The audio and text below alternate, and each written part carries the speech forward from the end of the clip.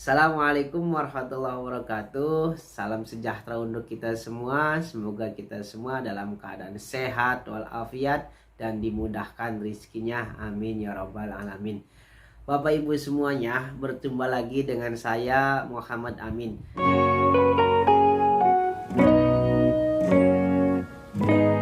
Saya di sini akan menyampaikan beberapa informasi, khususnya pertanyaan-pertanyaan dari Bapak Ibu semuanya, dan ada juga beberapa dari KPM yang sudah menerima bantuan BPNT 600.000. Mereka kebingungannya kenapa? Mereka bertanya kepada saya, salah satunya ya di sini via WhatsApp, via inbox, via komentar dan sebagainya. Mereka bertanya, pertanyaan yang pertama yaitu belanja sembako BPNT apakah harus ada stempelnya, ya kan? Nanti kita jawab ya. Lanjut ke pertanyaan kedua, 600.000 itu dibelanjakan untuk apa saja Pak? Nah, dari angka 600.000 itu nanti kita bisa mengetahui dibelanjakan apa saja. Terus pertanyaan yang ketiga, boleh nggak belanjanya 200.000 dulu, ya kan? Nah, pertanyaan yang keempat, tempat belanjanya di mana saja? Baik, dari 4 pertanyaan itu nanti kita akan bahas tuntas. Ikuti terus videonya, jangan lupa subscribe, dan kita mulai pembahasannya. Pertanyaan yang pertama. Pertanyaan yang pertama, belanja sembako BPNT apakah harus ada stempelnya? Pada dasarnya belanja itu ada tanda buktinya. Tidak mesti dengan harus ada stempel, tetapi bisa menggunakan notanya saja dengan disertai nama toko dan atau tanda tangan pemilik toko. Itu sudah cukup mewakili bahwasanya Bapak Ibu semuanya itu belanja sesuai dengan kebutuhan Bapak Ibu. Itu sebagai nota tersebut bisa dijadikan sebagai bukti yang nantinya ketika ada pihak-pihak tertentu seperti pendamping BPNT, seperti pihak kantor pos meminta bukti pembelanjaan kepada Bapak Ibu semuanya mengenai pembelanjaan dari uang yang diberikan oleh pemerintah sebesar 600.000 itu untuk belanja apa saja. Nah, ketika ada notanya, ada nota atau ada tanda tangan nama toko atau tanda tangan pemilik toko ataupun disertai dengan stempel, nah itu bisa menjadi tanda bukti.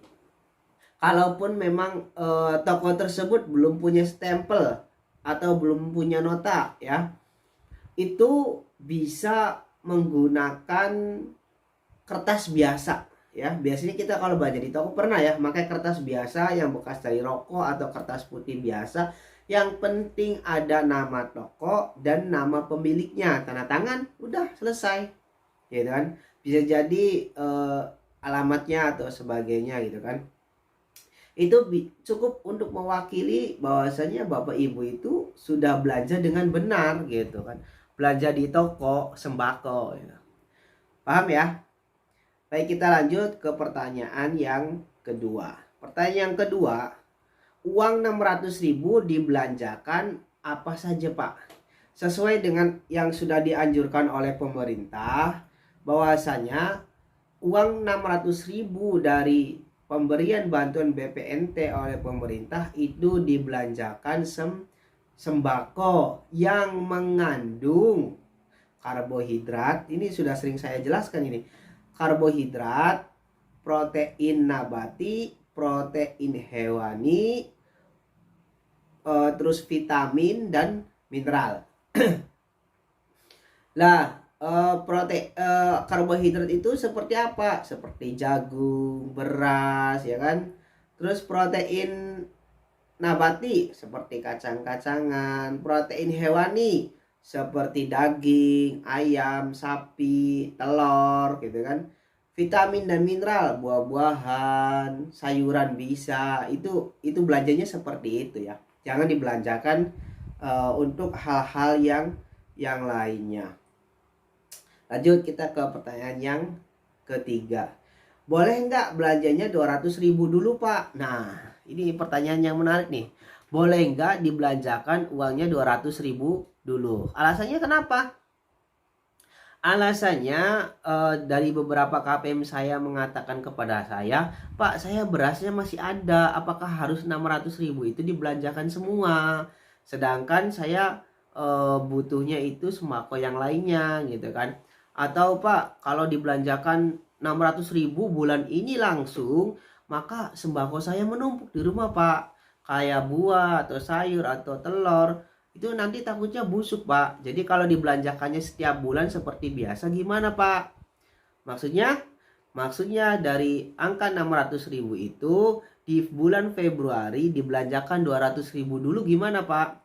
Sebenarnya kalau menurut saya pribadi ya, kita memakainya asas manfaat. Dalam artian asas manfaat itu kalau seandainya kebutuhannya belanja sembako per setiap 1 bulan itu hanya membutuhkan 200.000, maka belanjakan 200.000 saja. Tidak usah berlebihan. Dan yang 400.000 itu bisa disimpan untuk bulan depannya. Karena di bulan Maret itu kan tidak ada bantuan. Bener nggak? Di bulan depan, di bulan Maret itu tidak ada bantuan karena Januari, Februari, Maret sudah diberikan di bulan Februari. Lah bisa jadi yang 200.000 kemudian dibelanjakan di bulan Maret. Masih ada sisa 200.000 lagi. Bisa digunakan belanja untuk di bulan April. Siapa tahu yang namanya program itu ada tidak lancarnya, ada kendalanya. Jadi siapa tahu di bulan April itu cairnya di akhir bulan. Kan kita masih punya simpanan uang 200.000 dulu. Itu kalau melihatnya asas manfaat dan menurut pribadi saya. Silakan Bapak Ibu semuanya KPM BPNT uang yang 600.000 itu bisa dibelanjakan bertahap. Yang penting ada tanggung jawabnya. Baik, lanjut kita ke pertanyaan yang terakhir. Sebelum kita ke pertanyaan terakhir, perlu saya tekankan kepada Bapak Ibu semuanya bahwasanya jangan sampai dengan kelonggaran boleh dibelanjakan 200.000 dulu atau setengahnya dulu. Jangan sampai nanti yang sisanya dibelanjakan untuk yang lain. Karena apa? Ini hubungannya dengan amanah. Walaupun Bapak Ibu tidak diketahui oleh pemerintah, walaupun Bapak Ibu tidak diketahui oleh pendampingnya, pendamping PBNT-nya atau pendamping PKH-nya atas ketidak dibelanjakannya uang sisa dari 600.000 itu, maka silakan itu urusan ibu. Berarti itu ibu melakukan kebohongan. Silahkan itu moral ibu, itu tanggung jawab itu, dan itu akan menjadi kepribadian ibu. Dalam artian bohong ya, itu kepribadian ibu. Maka menurut saya sih ketika kita dikasih kesempatan diberi amanah, maka laksanakan amanah tersebut. Walaupun memang dipergunakannya itu berbeda waktu, tapi jangan digunakan untuk membeli hal yang lain. Dan pertanyaan yang terakhir, tempat belanjanya di mana saja Pak? Untuk tempat belanja silahkan dari awal itu dibebaskan. Tidak mesti belanja di satu tempat atau mohon maaf, atau belanja harus di agen tersebut, apalagi ada yang maksa, itu tidak boleh. Silahkan belanja di mana saja asalkan Bapak Ibu merasa nyaman, merasa barang itu kualitasnya bagus, merasa Bapak Ibu itu merasa dekat gitu, nggak mesti jauh-jauh. Kalau contoh kita harus belanjanya jauh keluar kota atau keluar kecamatan, kan bensinan, masih mending yang terdekat saja dengan sesuai dengan kebutuhan ya, nggak mesti jauh-jauh. Dan silakan bebas belanja di mana saja asalkan dibelanjakan dengan sembako sesuai kebutuhannya masing-masing. Bulan ini nggak butuh beras, nggak apa-apa, sembako yang lainnya. Bulan ini nggak mesti makan telur, nggak apa-apa, sudah ada ayam, nggak usah beli telur, beli ayamnya saja. Silakan. Jadi bebas ya, Bapak Ibu silakan dibebaskan oleh pemerintah, maka manfaatkan kebebasan itu, jadilah orang yang amanah dalam menerima bantuan. Terima kasih Bapak Ibu semuanya. Semoga apa yang saya sampaikan banyak memberikan manfaat. Silakan bagi Bapak Ibu yang masih ingin bertanya, silakan bertanya di kolom komentar di bawah ini. Jangan lupa ikuti terus video-video saya, video-video baru mengenai informasi-informasi bantuan sosial. Terima kasih, sampai jumpa lagi. Assalamualaikum warahmatullahi wabarakatuh.